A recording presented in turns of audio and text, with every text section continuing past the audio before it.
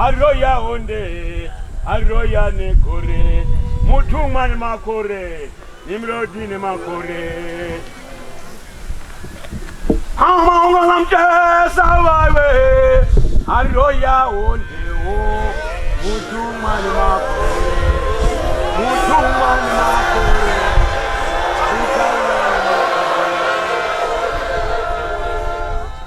Umongo na kuleterwa.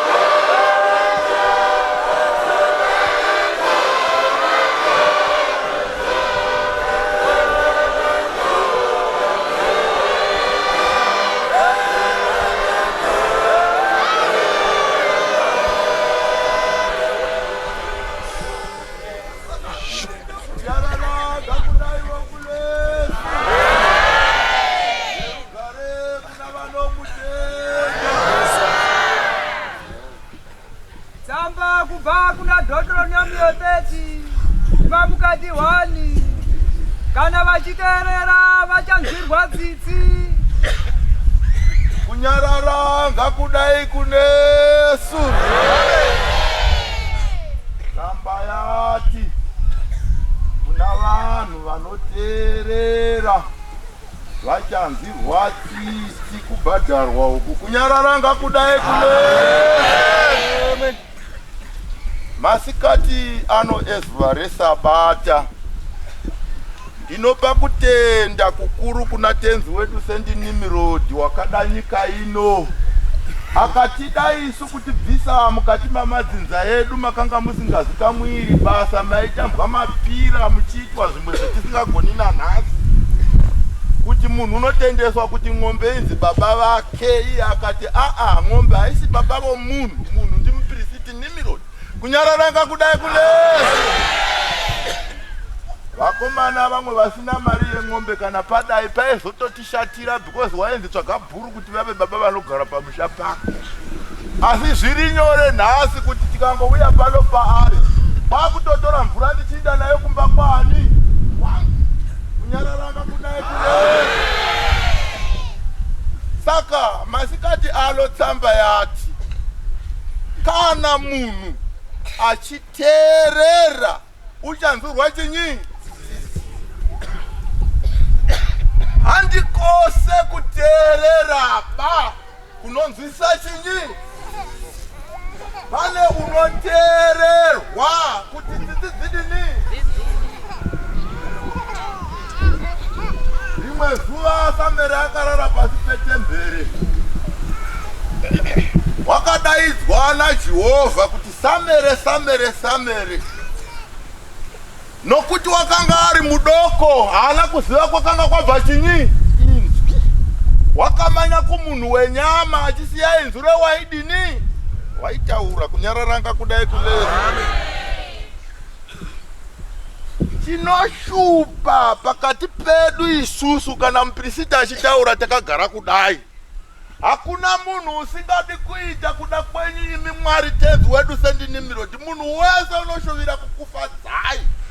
Asi pakati pedu nemwi pana Satani unotaka kusvika petiri achitiudzawo mazwi ani ake kuti titende iye kunyararanga kudai.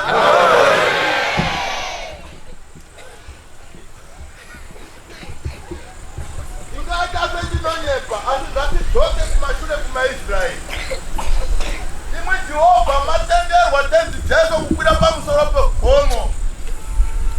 Makwira mazuva 40 wakataka kusvika pamuri ndi Mwari here kana kuti ndi Satani ndinararanga kudai. Wakazivei asvika pamuri? Haana kuziva here kuti murume wakwira mazuva akawanda kudai chaanoda chikafu. Saka muidzo wake wokutanga hauna kupeira kune zvimwe wakaenda pachinyi chikafu. Nokuti ndo chaidiwa nani naJesu nokuti zara yakanga yadiniwo yakakwanise simba rekushandura matombo aya raitodini handisere kuti wakazoshandura zvingwa zvikawanda vanhu vakashama kasi handise. Saka raisavapera but chaakaziva ndekuchekuti kwabva chinyi inzwi. Iri inzwi rataura pandiri haripi chinyi kunyararanga kudai. Inotenda vhangeri yashumairwa yerudo makuseni ano. Munhu wadzidzisa sangalo kuti kana zheve yarwadza handei tose tinovata. Ndizvo kana kuti iJerusarema rinovakwa izheve yarwadza handei tinodini. Kunyararanga kudai.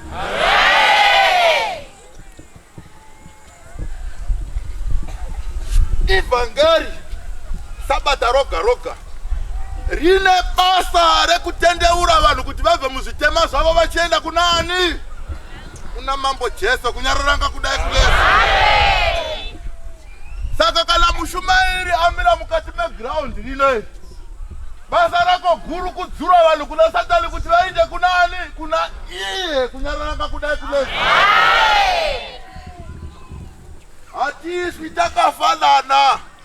Vaiswa vamwe vane manga, vamwe vatsvuku, vamwe vakobvu, vamwe vanotaurira pasi. Asi vese basa ravo nderekudzorera mweya vanhu kunani? Kuna tenzi Jesu kunyararanga kudai kulezi. Saka nyaya yangu duku ndeyekuti munhu ngaazive chekuteerera. Ishuwa nyaya yataurwa pano nevatiri kutsika dzavo yati madzimai anoita kumadzibaba. Handizvo vanambuya munoenda handizvo ndizvo izvi. Ini vasomurapi vozvakala uchirapa unoshava kuti no vanhu vekurapa vari kuperera kupiko. Izvi ani vavhangeri vari kuita basa ravo vabhabhatidzi vachinobhabhatidza. Ndikazondofunza kuti vamurapi mimairapa vanhu pakangalipa shaka pakashayikwa. Boy vanhu vaida kumadzibaba sei muripo Hatizwe. Vana mai. Munhu era izwi richisvika pauri. Madzibaba dai tsika dzawo. Munoonekwa muri vakadziva vanhu muchifamba. Unotanga kukubudzai dambudziko rokumba kwenyu pachake iye handizvo here zvamunoitwa. Right, maudzwa imi motenda. Handizvo. Uyai waro mutore matombo. Asi muchiitwa kundofevewa nemi. Mazofevewa nemi. Varume vemumba vachina chimiro chakanaka pamberi pouso hwani kwenyu. Wataura chokwadi chiya madzibaba ndiye chokwadi. Handizvo here nokuti waziva dambudziko rani. Mune shuwa here kuti madzibaba unopedza dambudziko renyu kukurira mupristi waMwari wakagara pakati pedu.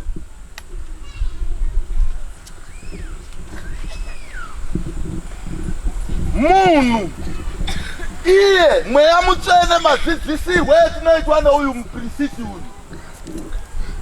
Shuwa here munhu achingofamba totoprofitiwa. Havuyai kwakadai. Ndizvo here vana mai zvamuri kuitwa namadzibaba kuti munoprofitiwa musina kuvabvunza.